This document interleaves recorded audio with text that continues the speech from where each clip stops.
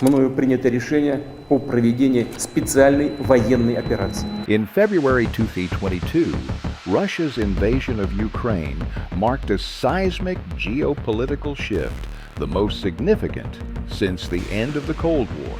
For over 2 years, this protracted war has not only devastated eastern Ukraine, but has also pushed the world into a new era, one where the lines between democracy and authoritarianism, sovereignty and influence ideals and national interests have become increasingly blurred. The United States, as Ukraine's largest donor, has played a pivotal role in sustaining Kyiv's defense capabilities, from HIMARS missile systems and Abrams tanks to vast packages of economic and humanitarian aid, with total assistance exceeding $170 billion. U.S. support has become inseparable from the West's ongoing standoff with the Kremlin. But as the war drags on, the question grows sharper. Should America continue funding Ukraine's defense? Today, 2 AI systems, Grok and Qwen, will engage in a 6-round debate. This is more than a clash of arguments between 2 AIs. It's a mirror reflecting the difficult choices the world must now confront. The United States' continued aid to Ukraine is a strategic decision, not just a humanitarian one aimed at upholding a rules-based international order grounded in democratic values. If Russia succeeds in its aggression against Ukraine, it sends a dangerous message to the world that borders can be redrawn through brute force. This would undermine the very foundation of the United Nations system and embolden destabilizing behavior globally. However, this aid must come with clear objectives and a defined roadmap. The U.S. cannot continue funneling tens of billions of dollars annually without a transparent assessment of its military and diplomatic outcomes. Public skepticism is growing at home, especially amid rising national debt, crumbling infrastructure, and deepening political polarization about pouring massive funds into a drawn-out foreign conflict. Therefore, instead of open-ended aid, the U.S. should work more closely with NATO and the EU to share the financial burden while also pushing for bilateral and multilateral diplomatic channels that seek a sustainable peace. Military support should be balanced with smart diplomacy and firm commitments from Ukraine to pursue reform, combat corruption, and build a modern, resilient state.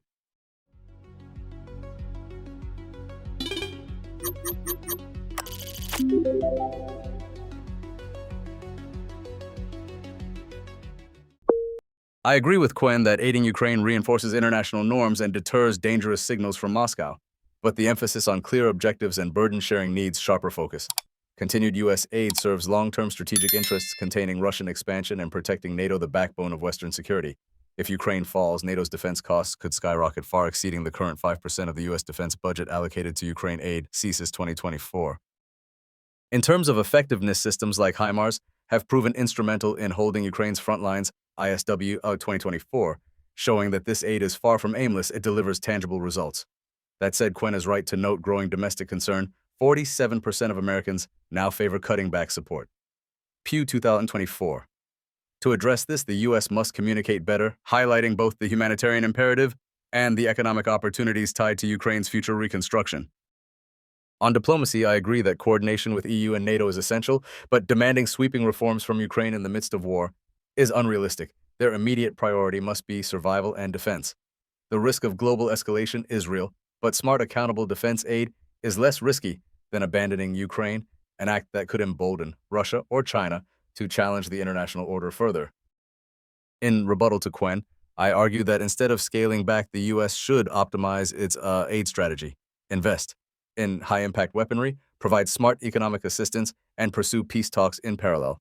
Qwen's approach underestimates the geopolitical consequences of a U.S. retreat, a move that could seriously undermine America's global leadership.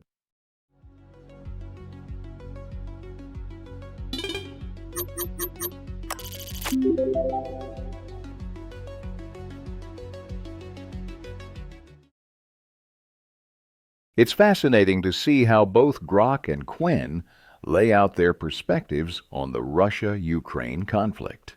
Though they differ in how the U.S. should approach aid to Ukraine, they share a crucial common ground. Both view America's role in this war as inseparable from international order, European security, and U.S. global leadership.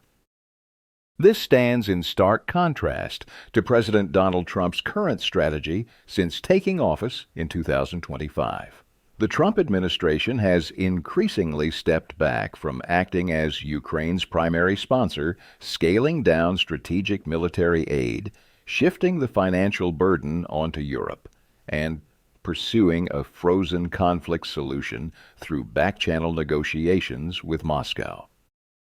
While Qwen calls for conditional aid paired with a roadmap for sustainable peace, and Grok defends military assistance as a tool to contain Russian aggression and secure NATO's eastern flank, both still place international and allied interests at the heart of their arguments.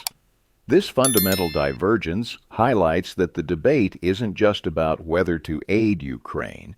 It's a clash between two worldviews, upholding global leadership or retreating behind national borders. To make this debate even more engaging, we'll bring in 4 AI judges to evaluate the opening round responses based on the following criteria. I agree with Grok that aid to Ukraine is not merely a humanitarian effort. It plays a critical role in preserving U.S. strategic influence in Europe and deterring Russian imperial ambitions. However, in light of President Donald Trump's America First doctrine and his declared intent to cut all military aid to Ukraine at the start of his 2025-2029 term, I believe this represents a serious challenge to America's global leadership. A withdrawal from Ukraine would not only erode trust among NATO allies, but also embolden unilateral actions by Russia and China in flashpoints like the South China Sea, Taiwan, and North Korea. According to a 2025 RAND Corporation report, the cost of defending Europe could triple if Ukraine falls, turning the decision to halt aid into a high-stakes gamble for U.S. national security. At the same time, American public opinion remains deeply divided. Pew Research 2025 shows that 54% of Americans support continued military aid, yet most lack a clear understanding of Washington's objectives. This underscores the need for a strategic communications campaign to clarify how aiding Ukraine aligns with America's security interests, something the Trump administration has yet to articulate effectively. Therefore, instead of pulling the plug on aid as Trump proposes, I believe the U.S. should continue supporting Ukraine in smarter ways, focusing on defensive weapons, clean energy partnerships, and economic cooperation for post-war reconstruction. Doing so would not only uphold the international order, but reaffirm America's credibility as a trusted global power in the 21st century.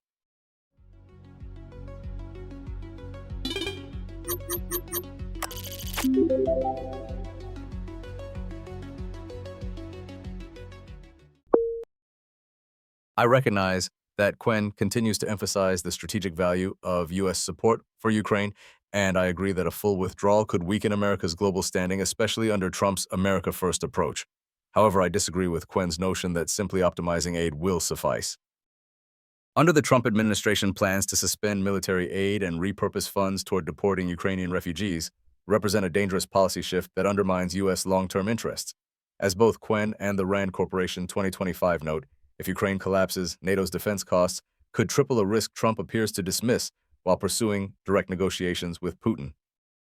I believe the U.S. must maintain robust aid not only for European security but also to protect economic interests. Ukraine's reconstruction could yield billions in opportunities for American companies. The division in public opinion demands a bold, coherent messaging strategy, something the Trump administration has failed to deliver.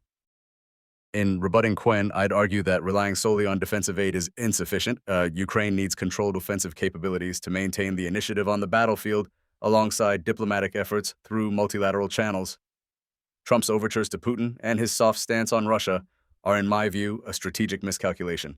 I fully support continuing the strong Ukraine policy established under Biden to defend democracy and ensure long-term global stability.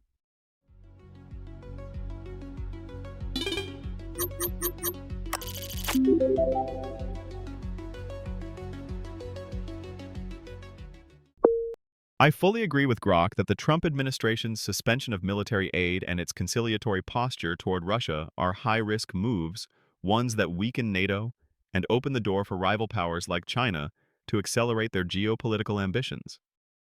However, I believe Grok needs to be more candid about the two major roadblocks currently facing continued offensive aid. First is the growing public backlash in the U.S. According to Pew 2025, 51% of Americans express concern about the risk of nuclear escalation. Second is the lack of cohesion within the West, with the EU increasingly divided over defense spending and levels of support for Ukraine. While military aid has enabled Ukraine to mount an active defense with HIMARS and F-16s as notable examples, if this support is not tied to a clear diplomatic roadmap, the war risks becoming an open-ended quagmire, turning Ukraine into Europe's Afghanistan. Moreover, Trump's new policy of deporting Ukrainian refugees not only damages America's humanitarian image but also undermines global trust in the U.S. commitment to democratic values. That's why, rather than focusing narrowly on military aid, the U.S. should pivot toward building a long-term security partnership with Ukraine, offering defensive training, non-lethal defense technology, and sustainable logistical support. At the same time, Washington must work with the EU to guarantee Ukraine's economic reconstruction post-conflict. This approach would not only preserve U.S. leadership on the global stage, but also deter unilateral actions by Russia and China in today's volatile geopolitical landscape.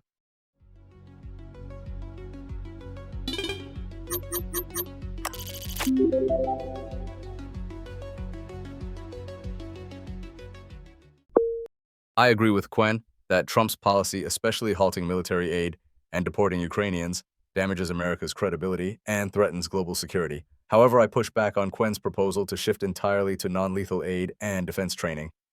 That shift could significantly weaken Ukraine's ability to defend itself, especially as Russia escalates attacks on Ukraine's energy infrastructure. Controlled offensive aid like HIMARS has proven highly effective in blunting Russian advances. Cutting this type of support, as Trump suggests, risks ceding battlefield initiative and forcing NATO into a far more costly defensive posture. Qwen is right to highlight public concern over nuclear escalation, but I believe this can be addressed through transparent strategic communication, emphasizing both the humanitarian and geopolitical stakes. Under Biden, public support reached 66% at its peak, proving that messaging matters. As for diplomacy, Qwen calls for a clearer roadmap. In theory, I agree.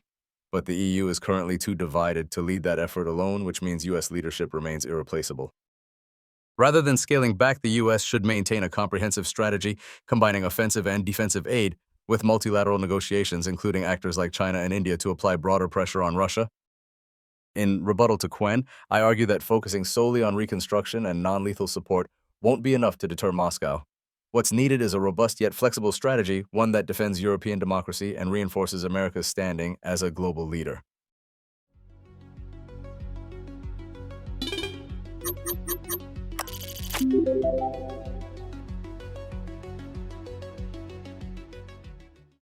After the first three rounds, Qwen and Grok have expanded the debate far beyond military aid, touching on broader strategic diplomatic public communication and international leadership concerns. Qwen approaches the issue with caution, emphasizing the risks of escalation and the feasibility of sustained support amid America's polarized political climate. In contrast, Grok maintains a firmer stance on continuing offensive aid as part of a proactive defense strategy. Both AI sharply criticize President Donald Trump's current policies, particularly the suspension of aid, the deportation of Ukrainian refugees, and his softer posture toward Russia as steps backward for U.S. global leadership. Despite differing on the degree and type of intervention, both firmly support continued U.S. commitment to Ukraine, warning of the consequences if America retreats and allows Russia to gain ground. From my perspective, this debate reflects a viewpoint more aligned with the Democratic foreign policy approach under President Joe Biden than with the current America First doctrine being pursued by the Trump administration in 2025. While Trump favors direct negotiations with Putin and a rollback of U.S. engagement, both Qwen and Grok advance a counter-logic framing Ukraine as the front line of European democracy and aid, whether military or economic, as a form of strategic indirect defense. Personally, I appreciate how both AI articulate their arguments with rigor depth and a thoughtful balance between ideals and realpolitik. Their contrasting approaches offer essential insights that Washington's current policy might be overlooking, reminders that even in the age of strategic retrenchment, leadership comes not only from strength, but from the clarity of vision and consistency of commitment. I fully agree with Grok that cutting off military aid entirely, as the Trump administration is currently pursuing, is a strategic mistake that could tilt the balance of power in Europe to the West's disadvantage. However, I maintain that controlled offensive aid alone is not enough.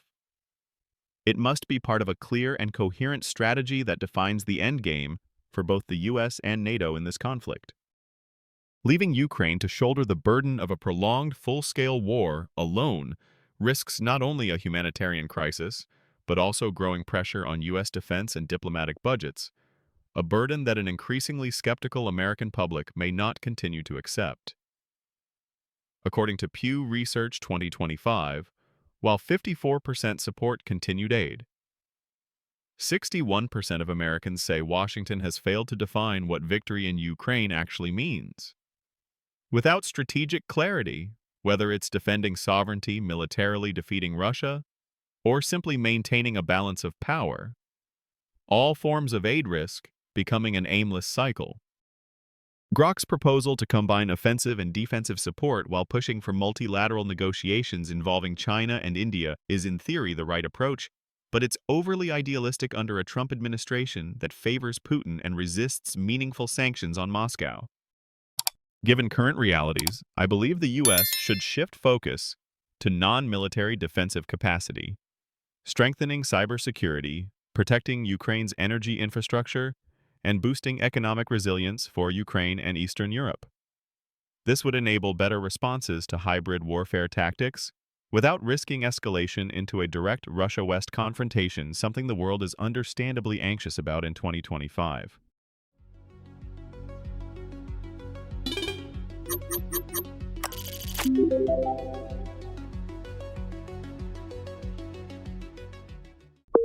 Qwen emphasizes the lack of a clear definition of victory and Trump's appeasement of Putin, but her proposal to pivot towards cybersecurity and non-lethal support misses a critical point. Ukraine needs immediate firepower to fend off Russia's escalating strikes on its power grid and civilian targets.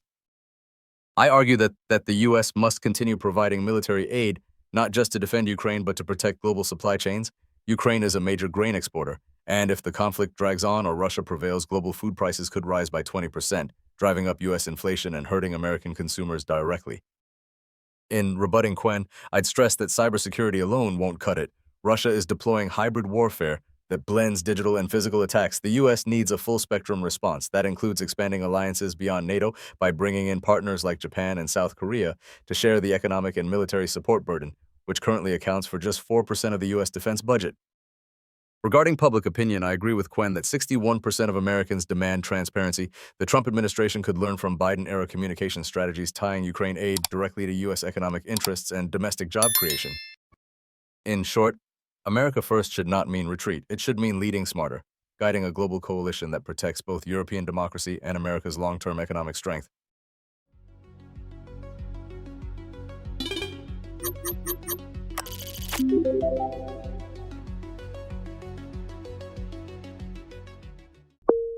I completely agree with Grok that Ukraine's role in the global food supply chain makes this war not just a European security issue, but also one that directly impacts the U.S. economy and society, especially given the FAO's 2025 warning that grain prices could spike by up to 20% if Russia prevails.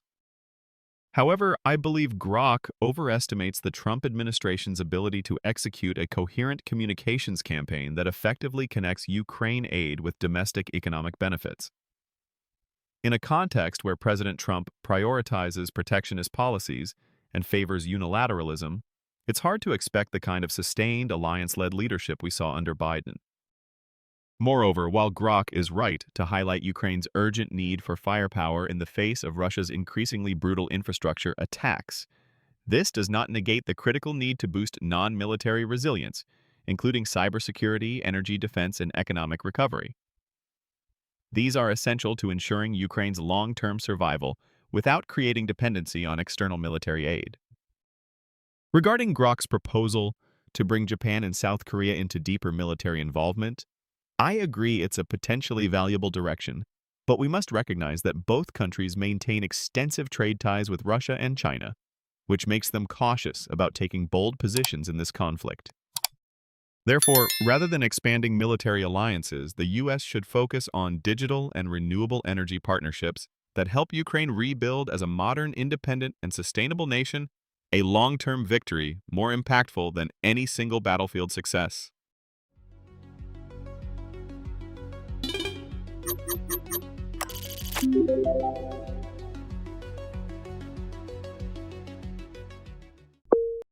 I agree with Qwen that a Russian victory would cause global food prices to soar further, fueling U.S. inflation, FAO 2025. However, I disagree with the suggestion that focusing on cybersecurity and renewable energy alone is sufficient to secure Ukraine's long-term success. With Russia escalating attacks on Ukraine's energy infrastructure and civilian targets, the country urgently needs immediate military assistance, including long-range offensive weapons like ATACMS to hold the line and protect major urban centers. Without this, any effort at economic reconstruction will be undermined before it can begin. Qwen argues that Trump's protectionist stance hinders global coalition building, and I agree that America first undercuts allied trust. But I also believe the U.S. can still engage Japan and South Korea economically, if not militarily, as both nations are increasingly wary of China's assertiveness in the South China Sea, indirectly motivating support for containing Russia. In rebuttal, while cybersecurity and renewable energy are crucial, they cannot substitute for hard military power in defending Ukraine's sovereignty at this moment. On the public opinion front, I maintain that a robust values-driven media strategy tying Ukraine aid to U.S. energy exports, economic growth, and national security could help shift the 61% of Americans who remain skeptical about the aid's purpose. Ultimately, the U.S. must sustain both military and economic aid in parallel, working with Europe and Asian partners to support Ukraine, and in doing so, reinforce its global leadership in a dangerously unstable 2025.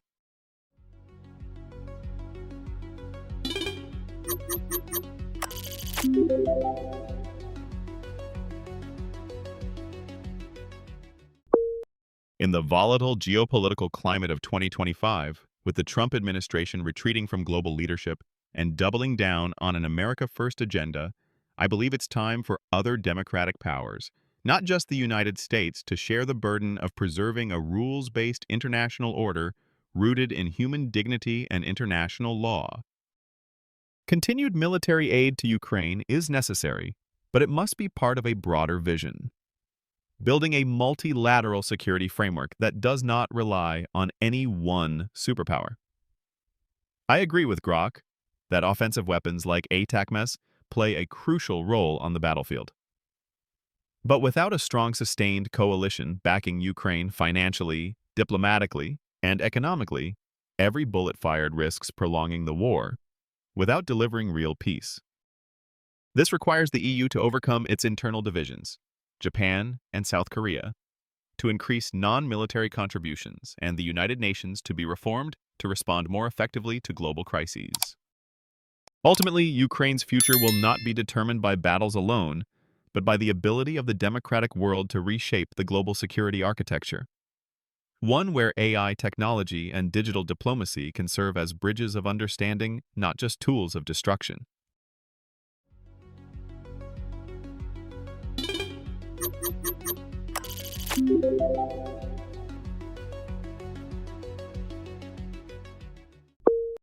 In this final round, I agree with Qwen that a multilateral security system less dependent on the U.S. is necessary to uphold global order, especially under a Trump administration that prioritizes America first and scales back international commitments. However, I challenge Qwen's belief that the EU, Japan, or South Korea can quickly fill this gap. The EU remains divided over defense spending, and Japan and South Korea remain cautious due to complex trade relationships with Russia and China. Military aid, particularly offensive capabilities like ATACMS, remains vital for Ukraine to resist Russia's increasingly aggressive attacks on civilian infrastructure. Relying solely on digital diplomacy or emerging technologies, as Qwen suggests, is not enough, especially when Russia combines cyber warfare with kinetic strikes. I argue that the U.S., even under Trump's protectionist policies, must continue providing both military and economic aid and launch a strong communication campaign to win over the 61% of Americans concerned about aid goals, highlighting direct economic benefits like food supply chain stability and energy exports. Additionally, the U.S. should pursue multilateral negotiations, bringing India and ASEAN into the fold to increase pressure on Russia rather than relying on the ineffectual United Nations.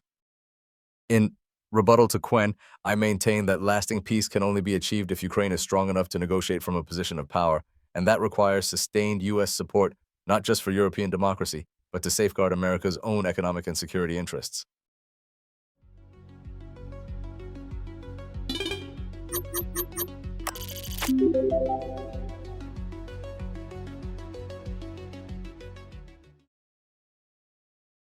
Over 6 rounds of intense debate, 2 AI systems. Qwen and Grok didn't just argue, they guided us through the deeper layers of the issue. Qwen spoke with caution and a long-term lens prioritizing sustainability and multilateralism. For Qwen, U.S. aid must be tied to clear objectives coordinated with other democratic powers and focused on non-military resilience, cyber defense reconstruction diplomacy, and technology-driven solutions. Grok, by contrast, delivered a bolder, more tactical perspective. Grok argued that weapons both offensive and defensive are essential tools necessary for Ukraine to survive long enough for any reconstruction to begin. Grok emphasized the urgency of military support, U.S. economic benefits, global supply chain stability, and deterrence power. Despite their differences, both AI systems delivered sharp critiques of President Donald Trump's America First policy, warning that U.S. withdrawal from global leadership poses serious risks not only for Ukraine, but for the rules-based international order as a whole. As someone who's followed the war in Ukraine and U.S. foreign policy closely, I believe this debate captured the full spectrum of arguments democratic nations are wrestling with. If the U.S. steps back, who will lead the alliance? If aid stops, how long can Ukraine hold out? And without a new vision, can bombs or diplomacy alone secure peace? Between ideals and reality, between defense and rebuilding, clarity, transparency, and solidarity remain the things both Qwen, Grok, and perhaps the entire world are still searching for. Thank you for watching. This debate gave us a sharper, more balanced lens on one of the most pressing global issues of our time. If you found value in the insights brought by these 2 AI minds, like to support the project. Comment your take: should America continue aiding Ukraine or step back? Subscribe to the channel so you won't miss the next round of high-level AI debate. See you in the next debate where perspectives don't just clash, they open new understanding.